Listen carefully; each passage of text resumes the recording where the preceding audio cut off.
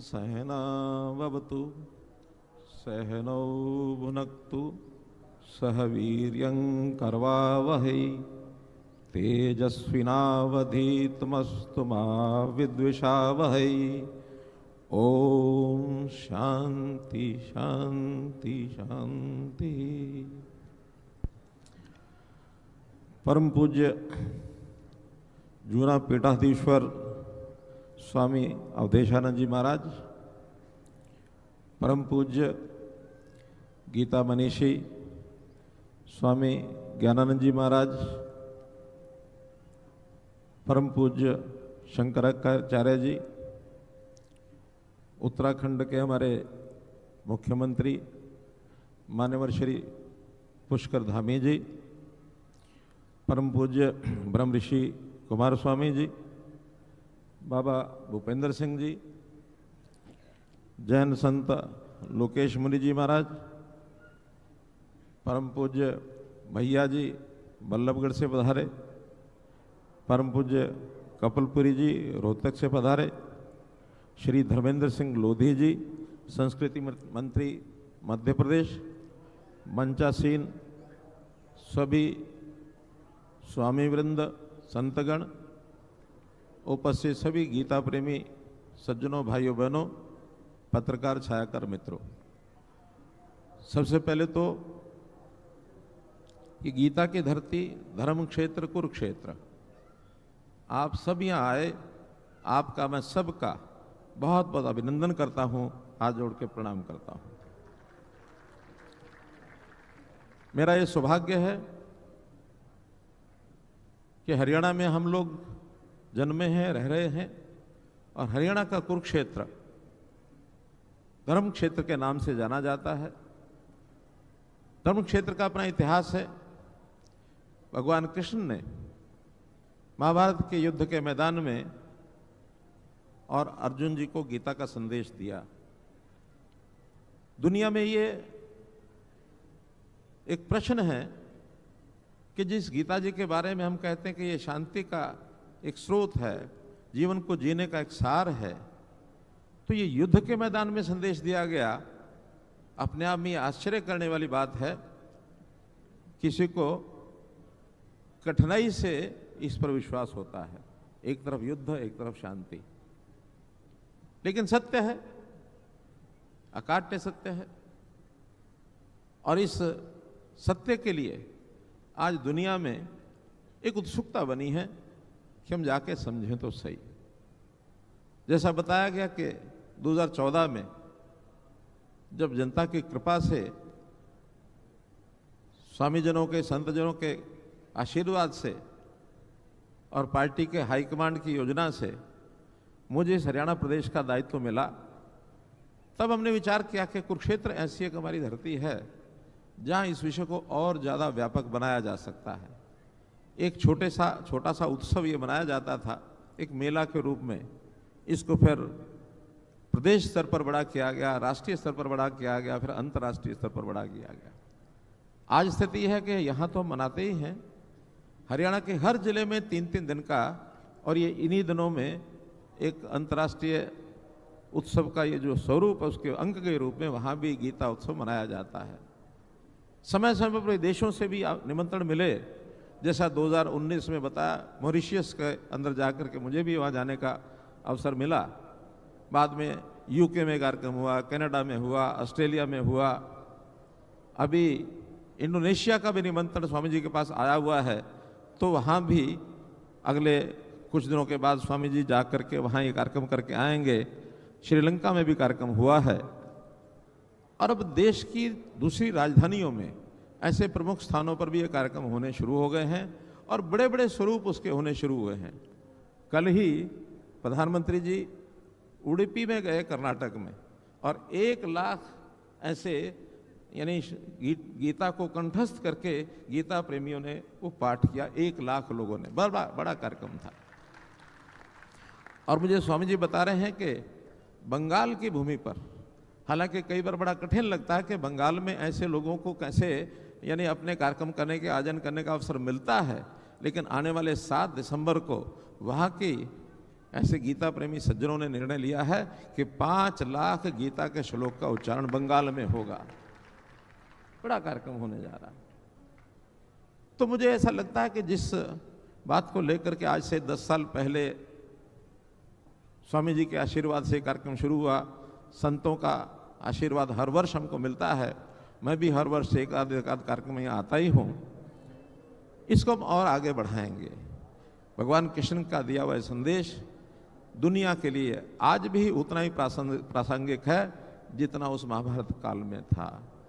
तो मैं तो ये कहूँगा कि गीता के प्रति हमारा जो भाव होना चाहिए एक बहुत ऊंचा भाव। अब कई बार होता है कि हम गुरु के बराबर भाव मन में रखें कि भगवान के बराबर भाव में रखें। उच्च स्थान तो दोनों स्थानों पर ही, दोनों चीज़ों के प्रति हमारे मन में आता है। एक श्लोक हम पढ़ते थे पहले कि गुरु गोविंद दो खड़े काको लागे पाओ, बलिहारी उन गुरु की जिन गोविंदियों दिखाए। यानी गुरु बड़ा के भगवान बड़ा, इसमें जब चर्चा रहती है तो हम भगवान के द्वारा उवाच जो वाक्य हैं उनको भी उतनी श्रद्धा से ही हम सुनते हैं, विचार करते हैं, पालन करते हैं। लेकिन जब वो विचार किसी पुस्तक के रूप में लिखे हुए आ जाते हैं तो फिर वो भी एक गुरु के रूप से कम नहीं है। जैसा सिख समाज में देखते हैं, गुरु ग्रंथ साहब को गुरु के रूप में धारण किया और सर्वोच्च स्थान समाज में है।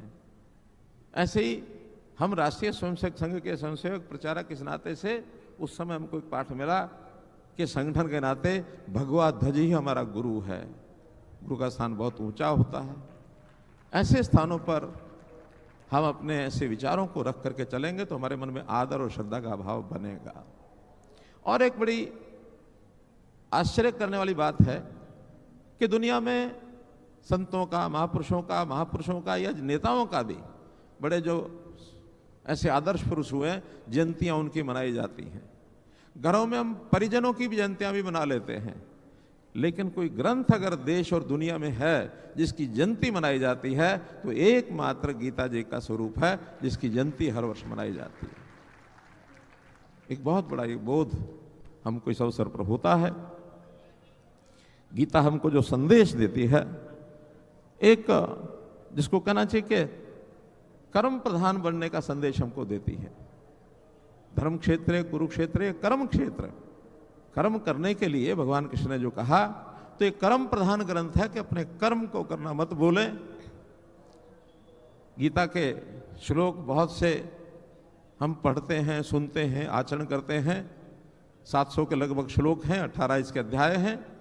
हो सकता है सब लोग सारे गीता को न सुन पाते हो, न कंठस्थ कर पाते हो। जीवन में एक अगर आपने श्लोक भी, और पूरा श्लोक नहीं, एक पंक्ति भी जीवन में धारण कर ली, मैं समझता हूं पूरे गीता का जो फल है वो उसमें मिलता है।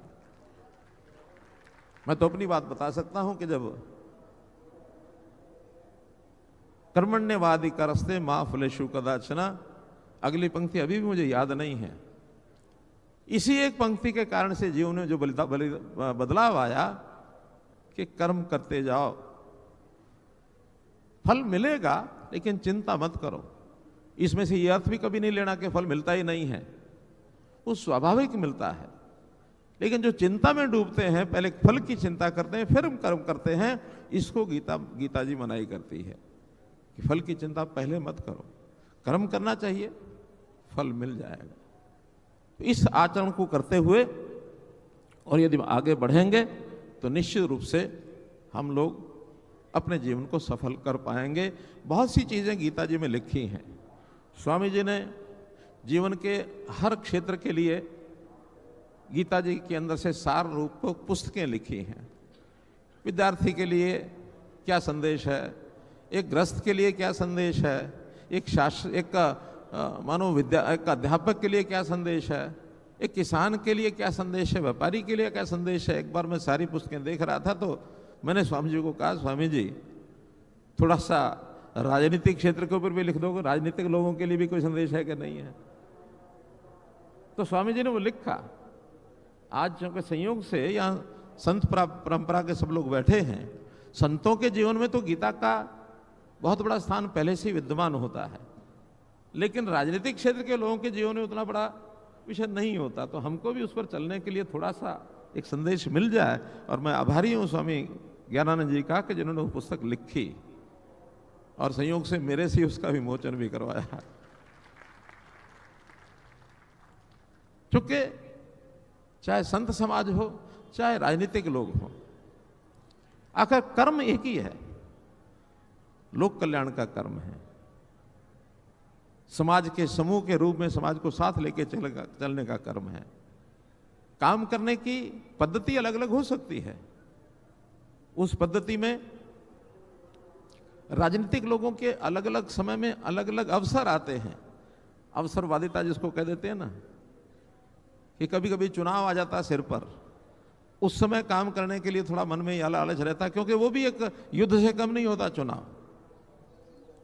जैसे भगवान कृष्ण ने युद्ध के समय ये जो पाठ सब मानी गीता जी का पाठ जो बताया भगवान यानी अर्जुन जी को, तो उस समय कहते हैं शांति लानी थी, फिर लड़ाई के लिए क्यों कहा, युद्ध के लिए क्यों कहा? जब शांति लानी है उसके माध्यम से, तो उन्होंने कहा देखिए धर्मो रक्षति रक्षिता, हम अपने धर्म का पालन करेंगे तो अपने आप सब ठीक होगा। अगर धर्म की रक्षा हम करेंगे तब धर्म हमारी रक्षा करेगा। धर्म की रक्षा तब क्या थी कि जो अन्यायी शासन कौरवों का उसको समाप्त करना, यह धर्म था। युद्ध के मैदान में आप लड़ाई लड़ो, लड़ाई नहीं लड़ोगे तो जीत नहीं पाओगे। जीत लाना यह धर्म है, उसके लिए लड़ाई लड़ना आवश्यक है, तो लड़ना चाहिए। हमारा लक्ष्य जीतना है, न्याय की विजय। वरना अन्याय अगर जीत गया तो आपको न्याय दिलाने का अवसर मिलेगा ही नहीं। लक्ष्य न्याय और शांति को तब है जब न्यायप्रिय लोग जीत करके फिर शासन प्रशासन में आएंगे, तब आप जन कल्याण की बात, शांति की बात करने में संभव हो पाएगा, तब सफल हो पाएंगे। तो पहले लक्ष्य युद्ध जीतने का था, युद्ध करना जरूरी था। युद्ध होने के बाद जीत गए तो फिर युधिष्ठिर जैसे धर्मश्रेष्ठ व्यक्ति, उनको शासन करने लिए कहा कि अब ये शासन की प्रणाली है, लोक कल्याण करने के लिए आपको अब कोई भेदभाव नहीं करना है, चाहे वो समाज में पांडवों के समर्थक हो चाहे कौरवों के समर्थक हो, न्याय सबको मिलना चाहिए। तो ये अंतर राजनीति में हमको रखना पड़ता है। राजनीति में अगर चुनाव जीते नहीं और केवल हम कहेंगे कि हाँ लोक कल्याण होगा, सामने वाला लोक कल्याण करने वाला है कि नहीं है, ये जनता को भी समझना पड़ेगा।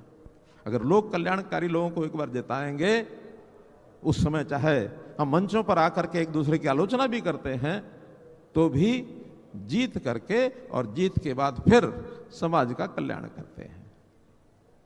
मुझे याद है कि 2014 में हम लोग जब जीत करके आए, हमने कुछ नीतियां बनाई और नीतियों में हमने कहा कि देखिए जिताना पार्टी का काम था, हमारे समर्थकों का काम था, लेकिन अब सरकार के जो फल हैं वो सबको एक जैसे मिलेंगे, केवल पार्टी को मिलेंगे बाकियों को नहीं मिलेंगे, ऐसा नहीं होगा।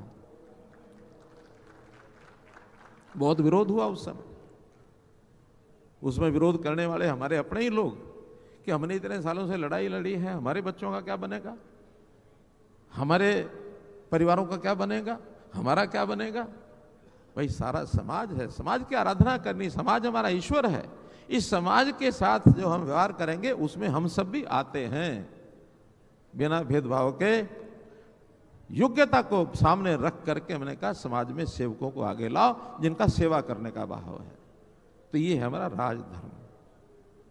चुनाव धर्म, युद्ध धर्म एक है, लेकिन राजधर्म, कल्याण धर्म ये एक अलग है। उसको हम 4 साल करते हैं, 1 साल फिर चुनाव की तैयारी करते हैं।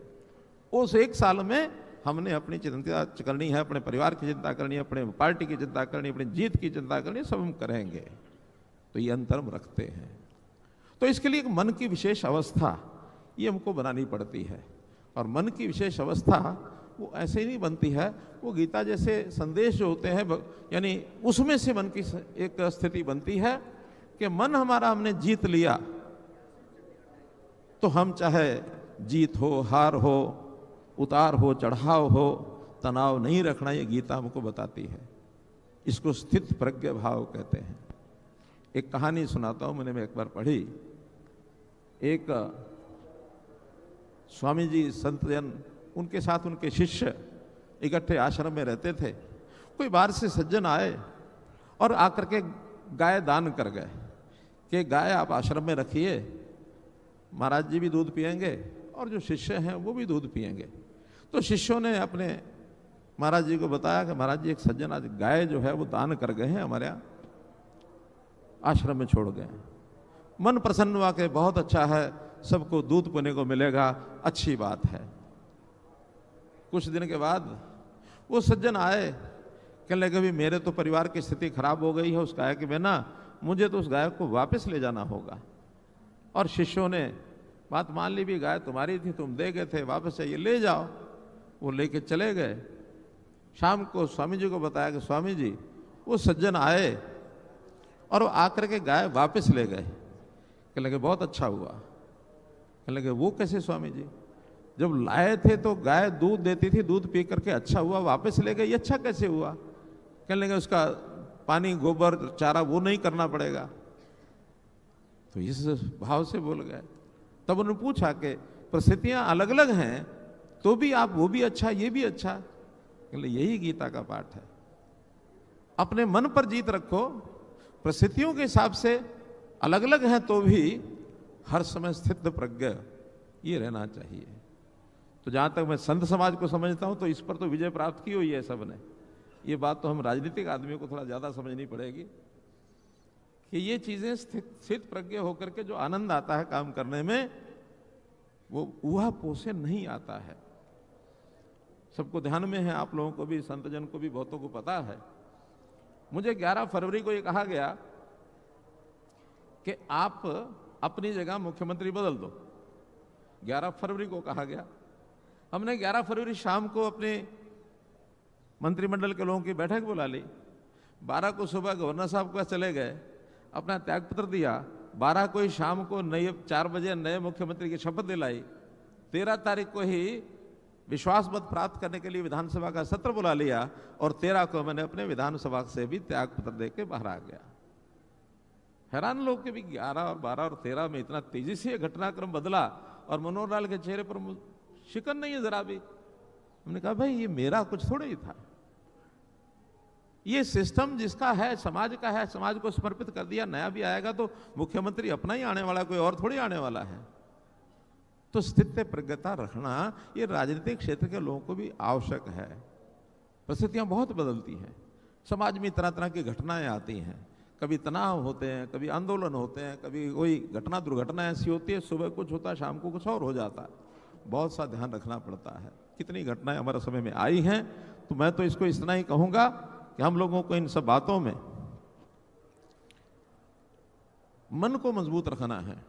एक विषय करके मैं अपनी बात समाप्त करता हूं। अभी स्वामी जी भी कह रहे थे कि हमारे जीवन में कई बार अवसर आता है निर्णय लेने का, कोई निर्णय लेना है, तुरंत लेना है।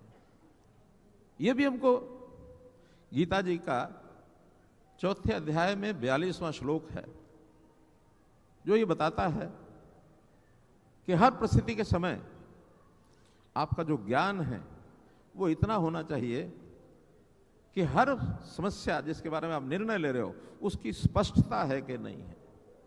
अब स्पष्टता तो बुद्धिमान व्यक्ति अच्छी प्रकार से ले लेते हैं कि ये ठीक है, ये गलत है, लेकिन उस निर्णय में कई बार ऊहापोह, शंकाएं ये खूब काम करती हैं। उसमें 3 चीजों का ध्यान रखना बहुत आवश्यक है। एक तो समस्या के बारे में जो लोग जानते हैं उनको धैर्य से सुनना। धैर्य पहली शर्त है। अगर आपने सुना नहीं और निर्णय कर दिया तो जो सुनाना चाहता है उसके मन पर बड़ा बुरा असर जाता है, उसको परेशानी होती है कि मेरी बात बिना सुना ही, भले ही आपने निर्णय उसी के हिसाब से किया होगा लेकिन उसका मन हल्का नहीं हुआ। इसलिए धैर्यपूर्वक सुनना ये पहली शर्त है। दूसरा, कोई निर्णय चाहे अनुकूल है, प्रतिकूल है, किसी को पीड़ा पहुंचाने वाला है, किसी को सुख देने वाला है, उसके अंदर एक साहस होना बहुत जरूरी है, हिम्मत। तो हिम्मत करके अगर आप करेंगे तो उसमें निश्चित रूप से सफलता मिलेगी। और कभी कभी निर्णय कठोर होता है, उसमें एक संकल्प लेने की बात भी होती है कि नहीं, मैं तुम्हें निर्णय कर रहा हूं, इसमें हो सकता है कि 4 लोगों को ये गलत लगे, लेकिन लगे निर्णय ठीक है तो तुरंत उसका संकल्प लो के निर्णय करना चाहिए। ये गीता हमको बताती है। कम से कम मैंने अपने जीवन में उसको उतारा है, कितनी कठिनाइयाँ आई, कितने उतार आए, चढ़ाव आए, और अंतोगत्वा जनता ने उसको सराहा है। तो गीता हमको बहुत कुछ सिखाती है, हमको मन से संकल्प लेकर के निर्णय करने की ताकत हमको सिखाती है। शांति भाव कैसे क्ले है, घर में द्वंद्व है, भाइयों में द्वंद्व है, पिता पुत्र में आपस में द्वंद्व है, कई बार अपने घर के अंदर भी हमको संतोष और शांति लेकर के आनी है। तो उन चीज़ों में इन सब बातों का उपयोग होता है कि मन को स्थिर रखिए। तो मन स्थिर होगा, निश्चित रूप से हम गीता के बारे में जो कुछ यहाँ बताया जाता है वो सब करते हैं। मेरी तो अंत में एक अपील आप सबसे और संतों के चरणों में भी अपील करता हूँ कि जो गीता के बारे में जितना प्रचार प्रसार हमने पिछले 10 साल में बढ़ाया है, ठीक है, कुरुक्षेत्र में हम लाखों लोग यहाँ आ जाते हैं, कोई प्रदर्शनी देखता है, कोई स्नान करता है, कोई मेले की तरह घूमने आता है, कोई यहाँ बैठ करके विचार सुनता है, लेकिन ये केवल कुरुक्षेत्र एक जगह होगा तो हरियाणा भर का भी कल्याण नहीं होगा। जैसे बाकी प्रदेशों ने अपनी राजधानियों में शुरू किया है, हमने अपने जिला केंद्रों पर किया है, इसमें प्रशासन की थोड़ी भूमिका है, लेकिन संत जन हो या हम सामाजिक राजनीतिक लोग हों, हमको अपने अपने क्षेत्र में 100 हो, 200 हो, 50 हो, 500 हो, किसी भी अच्छे वक्ता को बुला करके गीता के प्रति एक संदेश उनको बताना चाहिए, सुनाना चाहिए, ताकि सर्वव्यापी ये संदेश बने। आज लाखों होने के बाद भी इसको हम सर्वव्यापी नहीं कह सकते। आज भी अपनी दिशा से लोग भटके हुए भ्रष्टाचार करते हैं, दुराचार करते हैं, बहुत से दोष समाज में हैं, उन दोषों को दूर नहीं करते हैं। तो इस प्रकार के दोषपूर्ण समाज को एक लंबी लकीर खींच करके अच्छे रास्ते पर लाना, इसके लिए हम सबको ऐसे कार्यक्रमों का आयोजन अपने अपने स्थानों पर, चाहे गीता जयंती के दिनों में कर सकें, अन्यथा अपने ढंग से ही वर्ष में कोई भी एक तारीख तय करके हम जगह जगह पर यह कार्यक्रम करें, सम्मेलन करें, व्याख्यान करें, ताकि समाज जीवन में हम उनके जीवन स्तर को ऊंचा उठाने के लिए उपयोगी बन सकें। इतना ही निवेदन करते हुए मैं अपनी बातचीत समाप्त करता हूं। बहुत बहुत धन्यवाद।